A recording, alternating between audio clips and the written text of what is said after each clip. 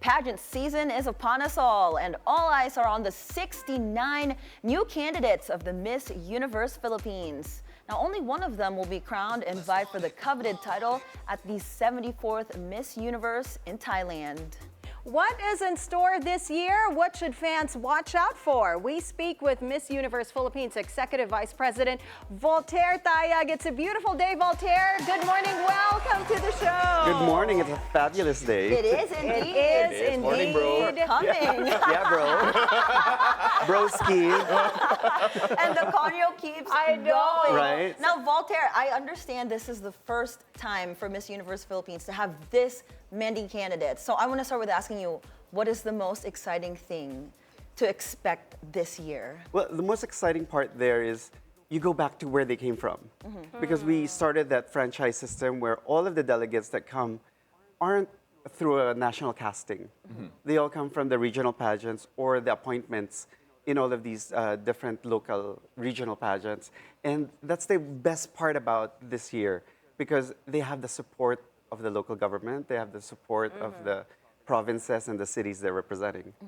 Well, you know, this edition also has the biggest number of returnees, mga veterans of the pageant world. And then you even have some really interesting characters here. What do you think they can all bring to this competition, knowing that yung experience level of this particular crop is probably the highest it's been? Well, when the age limit was lifted, hello, Mo. Oh, thank you It's so never much. too late.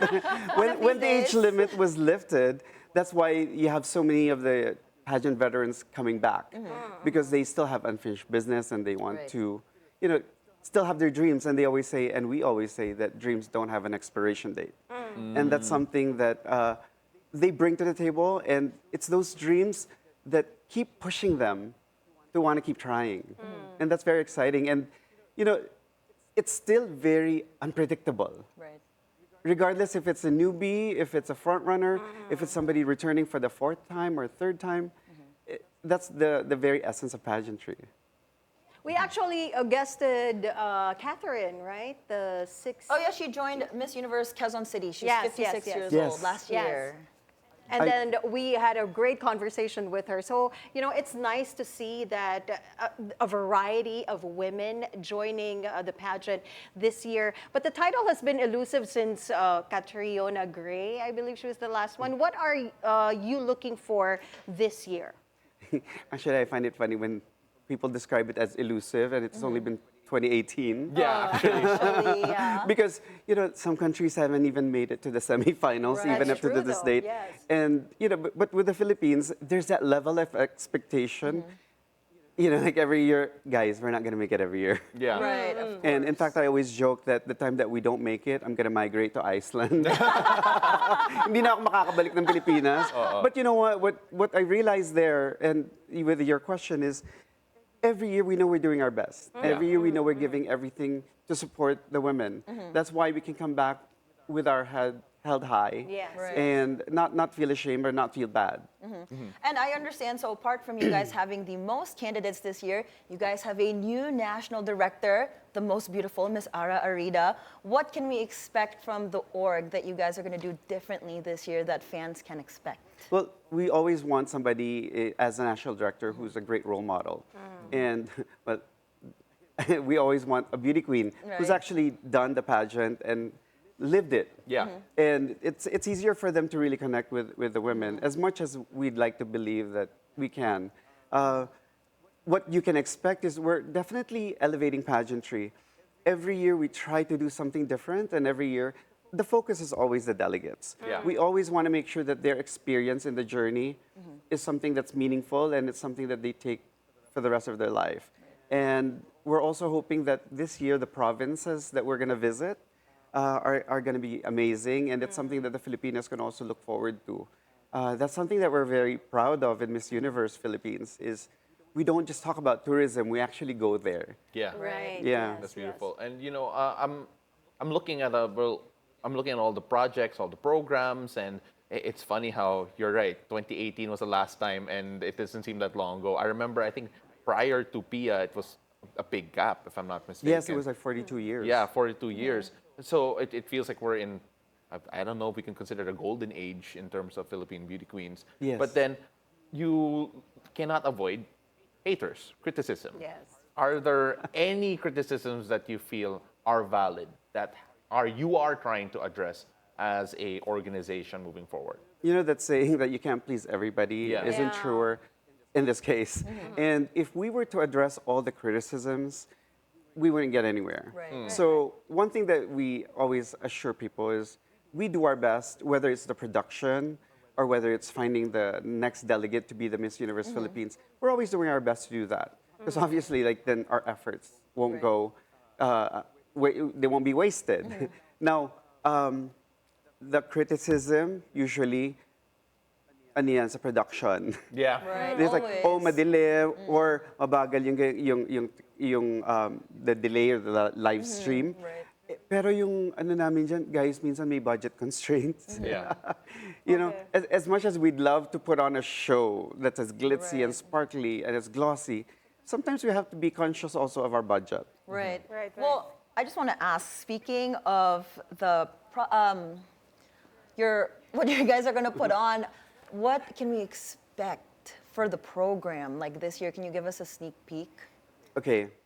I know you really can't tell Napaisip us. ako bigla. Sorry, I know you can't tell us, but I'm No, curious. every year, it's always a debate between tradition and innovation.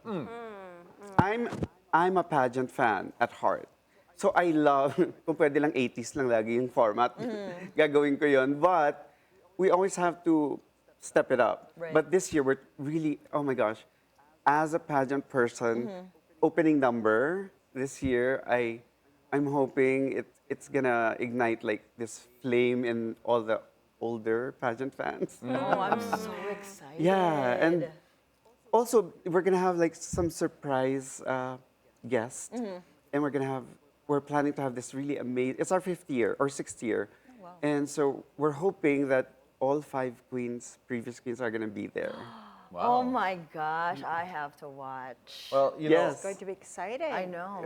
One of the other things that has been exciting recently, especially when it comes to the Philippine pageants, and we sent in Chelsea Manalo, who won last time, and very plainly put, visually speaking, very different from the previous winners, and it feels like there's more diversity now happening in terms of who is able to win, who is able to join and actually have a fighting chance. In fact, you're bringing in more provinces, more places are sending in more representatives. How is this diversity now a strength of the organization moving forward? Well, the diversity is something that we really wanted to, and it's something that we had to work on. It's diversity in 2 ways that Chelsea brought. One, she's the first Black Filipina to win Miss Universe Philippines and to represent our country, because we've always had the Mestiza, the Morena, the Right. Chinita. Yeah, yeah. You know, that's all amazing. But I'm so happy that the Filipinos have welcomed that type of beauty. In fact, there were 4 of them who competed during that year. And it was amazing. And then we, like I was joking with Sina Chelsea, parang, uy, para tayong dream girls. Sabi ko ganyan. Then I'm like, wait a minute, I'm not black. But the other thing is about the diversity that she brought last year was, I love that that she didn't have as much resources. So she had a lot of financial constraints. And that's one thing that we really wanted to also emphasize, that you don't need a lot of money to compete. Kasi a lot of the girls, they tend to shy away kasi inisip nila, oh, I need millions or hundreds of thousands. But Chelsea proved that you can just go there with your dream, the right team, and you can win and change your life completely. You came out with the 69 headshots, right? The headshots of the 69 candidates. And as early as now, fans are already putting in their votes, right? Always. Ranking these headshots. Would you say that these early predictions hold weight? None. It always changes. Zero. It No, always because does. Even for us, like when we're Okay. there, when you see them every day, like I trust me, they're gonna blossom and bloom so much more towards the end. But it's always the judges' decision. Okay. It's the judges scoring during the preliminaries and the finals. That's the only thing that matters. Regardless of what people say online, kahit na top pick ka ng lahat, all of a sudden, pagdating ng finals, wala ka. Right, right. But maybe that will only translate in the fan voting, because we have that component. Okay. So kung malakas ka sa mga fans, you can get into the semifinals through some of the voting components.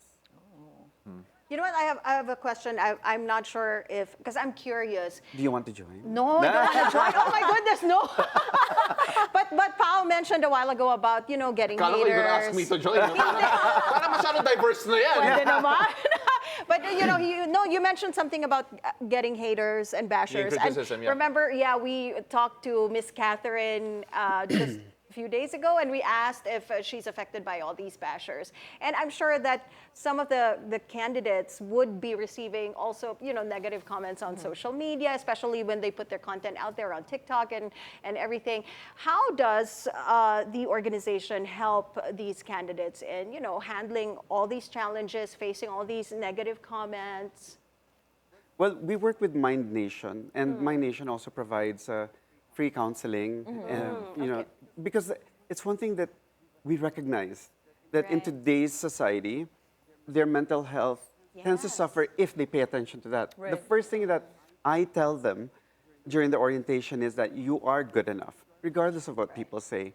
And that I always mention to them, the first thing I always said, I don't know if I told you that when you were competing, I said, you have to be at peace with whatever the results are going to be. Yeah, you did tell me. You helped me a lot actually through my pageant journey. He was my #1 cheerleader. Kaya nga babalik ka, diba?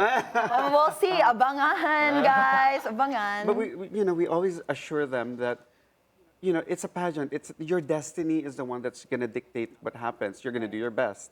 But if it doesn't work out, it's not the end of your life. Right. And there's something after that. And don't mind the haters and the bashers. Don't worry, I have my own. Right, and just don't read the comments. Actually, you guys Exactly. say that too. I'm just curious, why do you think the Philippines is such a big pageant country?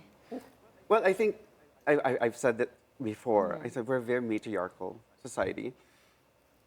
Look at our history. We've always revered women and put them in a very high place, particularly beautiful women. And then, in terms of pageants and Miss Universe, parang feeling ko it was the advent of television during the 1960s.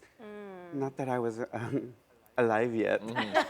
But during the 1960s, 1969, Gloria Diaz, our first win, you can imagine the whole nation. We're a small country, and all of a sudden, we're thrust into the world scene. Right. And then we're like, oh, ganda ng Filipina. And that was Gloria Diaz. And I think the fascination of the country and the people continued throughout all these years. And then a few years later, we hosted it. Yeah. So generationally, you have everybody from our parents or our titas constantly talking about it. Yeah. And it's continued on. And I'm happy that we have that. Right. You look at the winning formula. Sometimes there is no real formula, but then there is a certain factor that I think all of the winners have had. I don't know how to put it into words, but could you put into words just what it factor they had to win a Miss Universe? And you can tell right off the bat, like when Kat was competing, you can tell she was gonna win. When Pia was Kat and competing, Pia were you walking. can tell Yeah. her smiles. You already knew, right? So I don't Like- know what that is. Well, there is that X factor.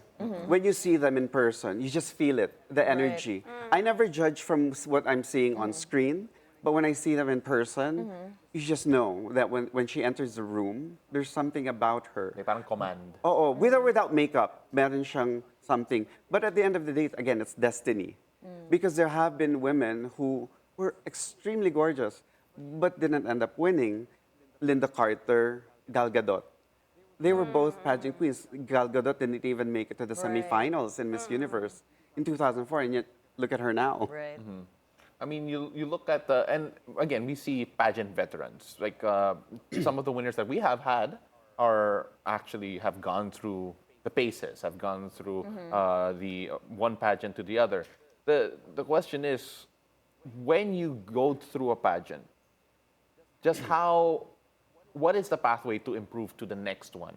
Because some people are not aware of the development that happens between the next, and people like saying, oh, you keep on trying, but then how high are your chances of actually winning?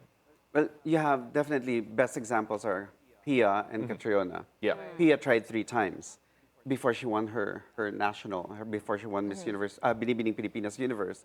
Catriona lost in Miss World. Right.